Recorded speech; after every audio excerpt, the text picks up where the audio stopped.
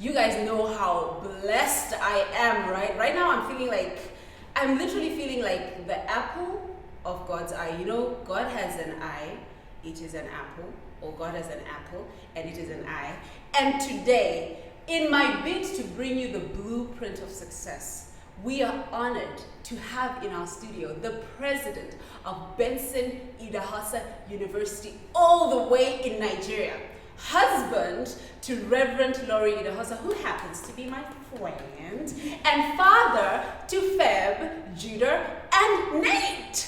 Welcome. Well, thank you. I'm excited to be here. Thanks so much. I can't believe you're here. Because they don't know the story of how you got here. Right. But we know the story. But the story has something to do with seeds not dying. That's true. Absolutely. So at Makosi today, we are always talking about the blueprint of success. Why do we talk about the blueprint of success? Because we have a lot of people out there who have a lot of money, and a lot of people think success is money, but nobody knows how they got there. And nobody actually understands what success is as well. So we're going to get to what success is. But before we get any further, can my viewers get to know you? Like, what inspires you? Wow. I'm inspired by the need. I always see things better. So I'm inspired by the need to get from where I am to something that's better. Okay, so now you live in Dubai, I live in different places, and whenever I leave Nigeria, I see things that are better. Right. And my thought always is, okay, so why not me? Why not us? Right. Why can't we do the same things? My father was a young man. He grew up in a place where it was poor. He said he was so poor, even poor people called him poor. Now, but he did not die poor. Right. And so he said everything about his life has to be better. Right. And so, he saw things that were better than what he was, and he aspired to them. He worked to them. Mm-hmm. So by the time he passed away, he studied at university, had a Bible school, he had a university, he had elementary schools around the country. So he had so many things, he had churches all around the world. And so he did not leave this world the way he came in. Right. And he always just tell us this, and he'd say, look, if you come to this world and you leave it the way you met it, it is probably better you were not born. Wow. And so he would say, you know what, I can leave the world better. Mm-hmm. I can make it better. So every time he would travel, do things, he would bring it back. He would say, I see your one, I see my half, I'm going to come back here and make 1.5. Right. So he was always trying to make things better, and that inspires me all the time. I see things around the world, I see things anywhere, and say, we can make Nigeria, or wherever we are, better. And you know, he's mentioned his dad, who is the late Archbishop Benson Idahosa. And I had heard of Bishop Benson Idahosa a lot. Any pastor who's preaching is talking about your dad. And this is way before I met you. True. So any pastor who's preaching is talking about your dad. And then I go to a spa one day. Then you told me that story. And guess who I bumped into? Like, your mom. Bishop Margaret, right? Correct. And, you know, again, I will not let you go until I see it into your life.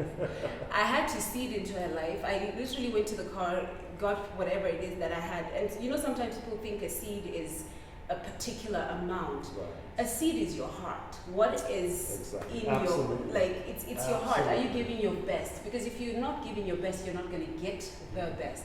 So I went to my car and I got the seed, and she just literally turned the spa into a church.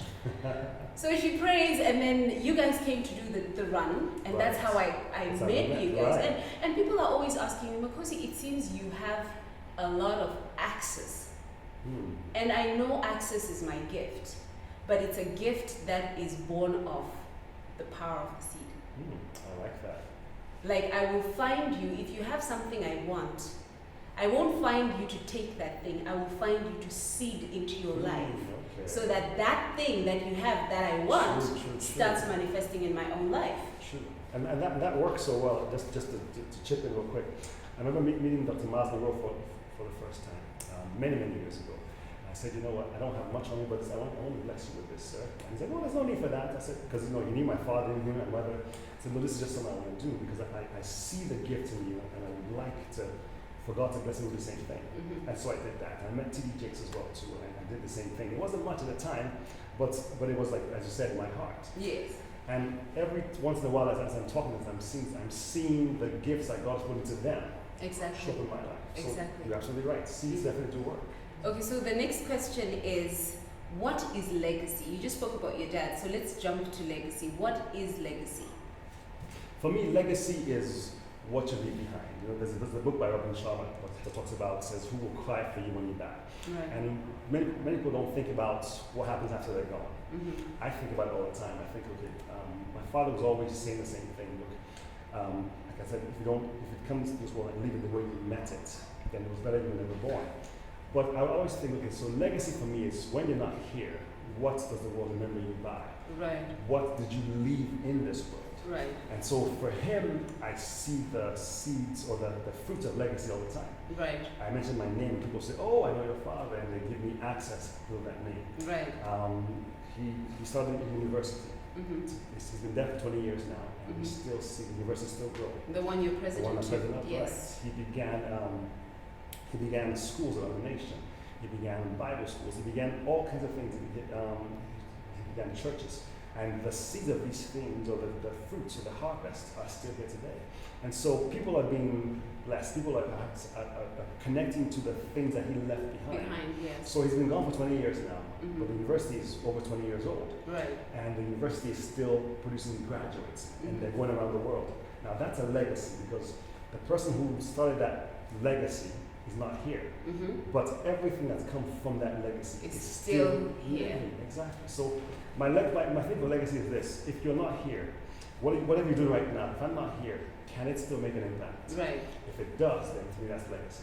Question: do you feel under pressure because of your father's legacy? Do you ever feel like under immense pressure because of what he left behind? Oh, absolutely. I think, especially when I first started, my father, I was 25 years old when my father passed away. And I remember, I said this to someone the other day, I would try to speak like him. Right. I would try to dress, I put on his clothes, his suits, his shoes. The act so that but right, so I could actually walk in someone like him. And I would always have that pressure. Okay, so I thought, because he did this, I must be exactly like that. And so I was always trying to be like him, and as they say, fit into his shoes. Right. One day, I heard him talking on a cassette tape. Those things that don't exist anymore. Right. And he said, your job is to motivate, inspire, and encourage. Motivate, inspire, and encourage. And that just hit me hard. I said, that's true. So my job is not necessarily to try to copy. Right. I take whatever is inside of me and use that to motivate someone, to inspire them, to encourage them. Right. So I used that, and then as I was just mulling over that, I remember hearing a voice very clearly that said, look, you don't have to fit into his shoes. Mm-hmm. You have your own shoes. Right. And when you put your feet into your own shoes, they Mm-hmm. will fit you right. They'll be comfortable. There'll be no stress. But if I try to fit into your shoes, these heels per se, I will have a hard time walking. Right. Yeah. So we have to understand this. We all have our own shoes. Right. Find your shoes, fit Mm-hmm. into them, and you will go much faster. Right. Your journey will be a lot easier. Mm-hmm. There'll be less stress because you're not trying to use somebody else's shoes to run your race. Right. I can't run my race in your shoes. In my shoes. I gotta run my race in my shoes. In my shoes. That's what helps me. So what would you like your legacy to be? I would love for people to remember me as someone who brought people out of where they are Right. into what they could be. Right. So I'm always seeing the best in someone. I'm always seeing that, I was talking to someone just last night, and I was just sharing with the person. I say, I see inside of you so much more than you're doing right now. Right. I see you being able to inspire people. I see you being able to do these things. And so my thought was just, whatever, let me pull out Let me pull out that thing. of you so that you can be so much better. Right. So I'm always seeing better. So I would like people to say, okay, look, this man, whenever he met me, he was able to talk to me, to convince me, to inspire me to become better. And so I am today what I am because we spent 5 minutes together. We spent Right. an hour together. And you know what, to be very honest, I'm not just saying this because you're here. Because I never say anything because anybody's here. No, I know you're honest. But you have done that with me. Like when wow. in 2017, when I had breast cancer, Hmm. I don't think you really knew the details to No. my condition then, but you just said go out there and be epic. Wow, I remember that. I don't even remember that. And I remember so that phrase. yeah, so even when I went back for chemotherapy, I was like, I'm gonna have to be epic with this thing. I like that. Yeah. So what does epic look like? I'm not gonna look like death, because in those chemotherapy chambers, everybody looks like death. Wow. So I was like, I'm not gonna look like death. I'm not I'm not gonna look like the fire, because epic don't look like the fire. Come on now, talk to me. So I think that go and be epic, and I hashtagged it in every post, sort of helped me. And then I hadn't come to terms, we were speaking about my ashes earlier, Right. I hadn't come to terms with my past, and I was still in I've hidden them, nobody knows about them, and nobody should. But when you said go out there and be epic, for some reason, I knew you knew, but you didn't, Right. you did not.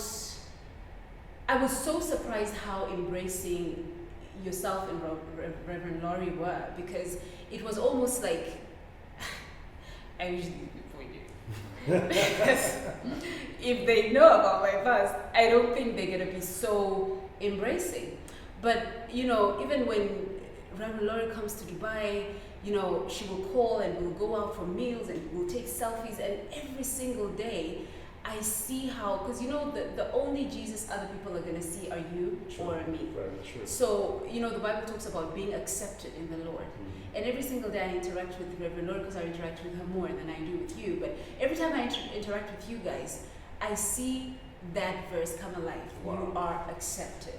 Awesome. Because when I came back to Africa, going to an African church, being me, was not the easiest thing, because you look weird, you're not one of us, you're wearing ripped jeans and a t-shirt, and you're saying you're coming to church, so I literally always felt the rejection, and then I come, and then you guys in the heart of Africa accept me. So that was big for me, and I think until tomorrow, I think you guys saw something in me that even I didn't see in me. Wow. So for me to come and be confident enough to go back to do Makosi today again, it's all because I felt accepted. Excellent. And I'm like, if these two guys can accept me, then those who need to accept me will accept me. I love that. Without, I like that. without being teary-eyed. No, don't be, because Yeah. you have makeup. It'll make up the face. Yes, It'll mess up the face beat. Let me just jump in there. The Bible talks every time God is speaking, He says, "Now faith is." Right. Now this is. Yeah. It's always now. God says, "Behold, I'm going to do a new thing." Right. So here's the thing: it's not because He doesn't know about my past Right. or your past or our Right. mistakes. Right. It's because those things were part of what made us who we are today. Right. So here we are now, and it's always about now. So I look at it as, okay, God does not really care about what my past was. Right. He cares about now. What my now And is. whatever I do now is what matters. Is what counts. And I'm thinking, okay, so you look at your car, you have a GPS on your phone. Right. You're going using your maps or your Waze, whatever it is you're using, and you make a mistake, you make the wrong turn. And what it simply does is just recalculates the route. It recalculates the route. It says, okay, now turn right. This way. Now Now. make this turn. My So God! I've made the mistakes. I took the wrong direction. I was talking to my friend earlier and I said, if it was a Nigerian Google Maps, he would say, well, like, don't tell you, what did it do? Are you stupid? But it doesn't do that. It just simply says, now turn left. Now make a U-turn. So here's the point I'm trying to make. With that mapping software, your origin and destination don't change. Right. Okay? But the way you get there might change. It doesn't. So I don't care how many mistakes you made. I'm still going to get you that direction. Wow. It might take longer, but I will get you there. Wow. That's what God does for me and with us. That's what He So does with me. yeah, I made a mistake. Yeah, I shouldn't have done that. I agree. However, God's not going to go back and say, "Oh, look how bad you were." Yeah. Tim just says, It's- "Now, Now let's faith turn. is. Now faith is." Exactly. Now faith is the I will never see my GPR because I'm always screaming at it. Okay. Why are you taking me this route? I know it's supposed to be shorter. True. Oh, I know it's supposed to be, Very true. And usually the GPRS takes you longer. And I'm convinced, I've told my young sister that they have a deal with the fuel companies. Oh, to because take you why back. are they always taking you the longer route? But the longer route is where the process is. There you go. Talk It's to me. Talk to me. Man, but we need to Yeah. focus on what Let's we go came back. here Okay, today. so let's go back. So what are your challenges? What are my challenges? I've had so many. Let me just give you two of the ones I've got with. I think one of the things that helped me get to where I am today is I realized when I have a dream, a vision, I try to do almost everything by myself. Right. Okay, here's my point. I had a magazine one time, And magazine was going well, but I was the writer, I was the editor, I was the photographic designer. And when it was printed, I was the marketer. I was this. Not because I didn't have people to help, but because I felt I knew how to do all these things myself. Right. So if I know how to do it, why do I need you? But here we are now, we're in a studio, when we're talking, and we have several people on set who all have specialties in different areas. Yes. And so taking their specialty to add to what you have makes this show even better. Yes, that's it. My father-in-law taught me something. He said, look, FEB, don't educate your weakness. Okay, but see, I can learn it and I can do it even better because I know how much I have. But if I try that, so let me give an example. One of our companies, one of them, I thought, okay, I knew I can do accounting. I took accounting 101, 102, so I know accounting. Right. But as you get bigger, you can't be the accountant. No, you can't. You can't be the visionary. You can't be everything. You can't be everything. Yeah. Now, I can try to go and educate my accounting knowledge so I can become the best accountant. But I will spend 2 years learning something that takes me away from my vision. When I could just hire someone who can do it, who loves accounting, right. who loves numbers, yes. and that person will help me get better so I can focus on what I'm good at. So I think one of my biggest challenges, I still do it today, is trying to do everything myself. By yourself. I know that, okay, I'm good at this, I'm good at that, but it will take me away from what I'm trying to do. So don't educate your weaknesses. Right. Okay. That's on my doing. And then finally, how do you juggle family, ministry, life? Because I've seen you jogging 5 kilometers. How do you juggle all of that? How do we juggle that? I learned this book called The One Thing. I love that. And they talk about the work-life balance. The work-life balance is a myth, right. Which means that you can't really balance everything exactly. What he says to do is, there'll be times when you need to focus on this more, and then focus on that more. So there'll always be that seesaw. And so for me, what I find is I find what is that I want to do. What is my goal? What am I trying to get to? And if I'm trying to do that, I will have to say, okay, look, that balance may not be there for this time. Right. So if I need to spend more time working on this assignment, right. and less time with the family a little bit, I'll explain to my family, I'm trying to finish this right now, but you're with me on this journey.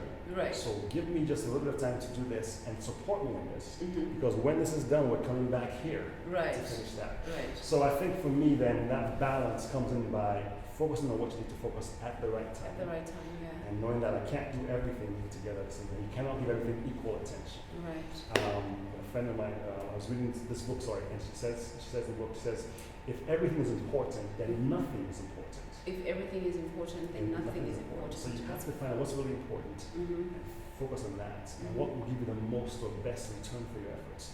So there's a saying that says, if the water rises, all the boats rise. Right. So versus me trying to raise every boat myself. Every single one. Just raise the water. Focus on exactly. Like level up, level up, level up. Exactly. Oh, and that's it. And all the boats will rise. Okay, so I know I said finally, but I say a lot of finallys. Okay. So Tony Robbins' Power Hour. What does your Power Hour look like? Okay, so my Power Hour, which is where you spend time, maybe 20 minutes doing one thing, 20 another one, maybe 20 another one, to help you get to where you want to get to. So my Power Hour for me, I need to spend time with exercise, and I try to do that for at least 20 minutes a day to an hour a day. Right. But that's different. That's part of what I must do.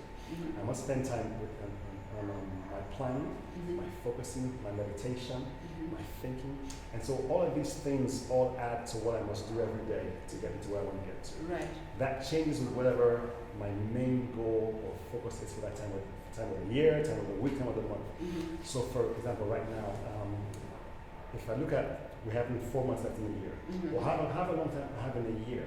I say in this time I have left, what are the key things I want to see my results? I must spend time planning for that. So every day I must spend time planning, spend time on exercise, spend time on meditation or prayer or whatever I need to do to focus to get my results. Right. So in that camera, in this camera, just like inspire someone who is watching from Nigeria, Zimbabwe, Botswana, because we all know your dad, but we want to get to know you. So just inspire us. Wow, that's a tall order. Okay, so here we go. I don't want to just motivate you to say you can do it, because the truth is you can do it. But here is what you must understand. See yourself as the best version of where you want to be. See yourself not as people see you, because the point is that if they come and define you according to their words, they will bring you down to a point where they are comfortable with you. But you cannot let yourself be defined by what people say. I must define myself according to what I see as where I want to be. So people will come and they'll say to you, they'll say to me, your dream is great, I like that dream, but how about we try it this way? And they'll pull it down because they want to be comfortable with you where they are. But you cannot let that be you. Speak your future, speak your dream, speak your desire to where you see it. Now find the people around you who will say, you know what, I've done that before. Let me pull you up here. Let's go here because we can do it like this. So don't find those who will bring you down to where they're comfortable. Find those who will try to pull you up to where you are comfortable. I wish I could add anything to that, guys, but